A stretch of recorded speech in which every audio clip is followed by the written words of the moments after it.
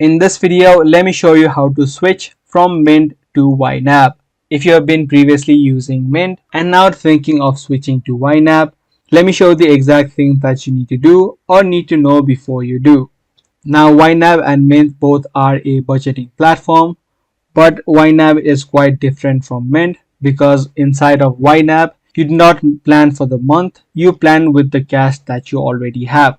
So there are two things that you can do. Either you can export the data that you have inside of your Mint account and then import it back into YNAB, or you can also start over fresh. I recommend you to start over fresh because if you do that, you can step by step build your budget and cover your expenses as you go on. To start off fresh, make sure you sign up to YNAB. You can also start a free trial, which is going to be a 33-day free trial where you can look at all of the data or the feature that YNAB provides.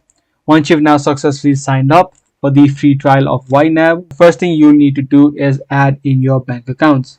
You can add in your real bank account so that you can simulate a real situation and also match it up with your bank's data. So just head over to the add account section that you have, and here you'll be able to view all of the bank accounts that YNAB can connect to. Just select your bank account. Apart from the bank account, you can also add in your Apple Wallet or your credit cards as well.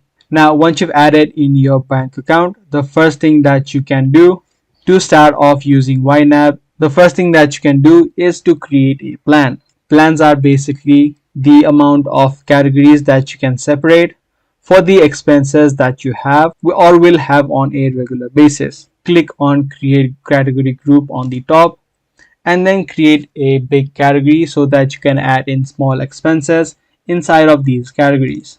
As you can see, I have this category called bill, and inside of the bill category I have all of these subcategories that are listed down.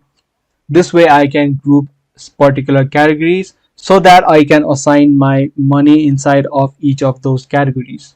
Now there is something called target inside of YNAB, which you can see by clicking on a particular subcategory, and then you'll be able to see the option called edit target.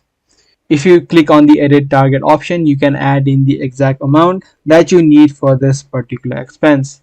This way YNAB will inform you the amount of money that you need to accomplish this particular target that you just set.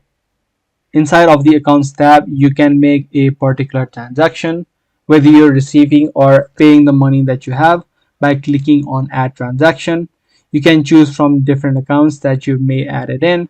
You can select the date, the pay that you want to pay to, the category, which is of course the money that you want to add in as expense, and you can also add in memo, which works as a reminder if you forget something.